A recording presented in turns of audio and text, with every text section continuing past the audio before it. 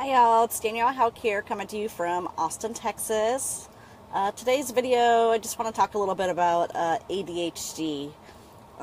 So just recently, my son, who's just finished first grade, has been having some minor issues, and so we did some testing, and it looks like he might have some ADHD, possibly combined with a little bit of maybe a learning disability, like dyslexia, although it's really hard to test for at this age. They prefer to wait until the end of second grade. So I've been doing some reading up on the subject, and really the things that I've heard about and the kind of stigma around ADHD, is not really, really all what it is. So one thing is, people think it's just attention deficit or hyperactivity, and really, it can be more of developmental disorder, really to do with like self-control, which can be attention span and also impulse control.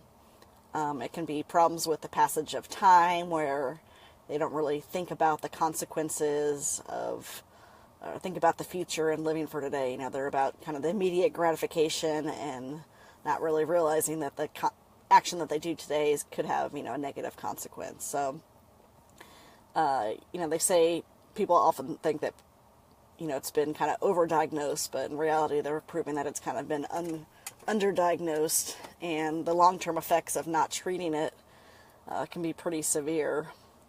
Some of the things that they found is that these kids that have ADHD, they're 30 to 50% more likely to be, held back a grade in school. 35% of them can often fail to complete high school. 25% might get expelled from school because of, misconduct, behavioral issues. They tend to be more accident prone. Up to 20% have even set fire in their communities. 30%, have stolen. Their social relationships, can also be affected. When it comes to substance abuse, there are, 50% of kids that have ADHD are more likely to have used cigarettes by age 14 compared to 27% of non-ADHD kids.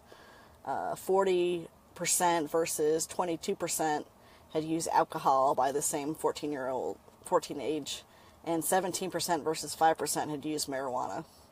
Also involved with kind of the impulse control is they get in a lot more traffic accidents. They're 4 to 5 times more likely to get citations for speeding. They're 2 to 3 times, they get in 2 to 3 times more car accidents within the first 5 years of driving. They're more likely to have road rage and to take risks. So, these are all things, all reasons that we really want to, look into behavioral training, and possibly consider medication to kind of treat these things. So I'm going to be reading up on this, and basically I found a really good book that I've been listening to called Taking Charge of ADHD by Russell Barkley. And so I've been reading this. It's got a lot of the science behind it.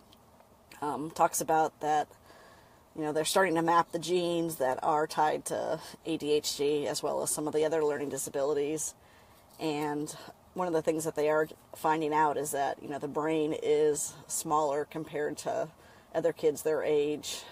The frontal lobe, is less active, and it's like, in one sense, that they can be up to like 2 to 3 years behind when kind of compared to their teens in terms of, brain activity. So just wanted to share these thoughts with you guys, and I would love to hear back from you about any experiences you've had with your kids. My next step is I'm going to be, like I say, reaching out, trying to find some more guided help for my son, definitely with his kind of impulse control,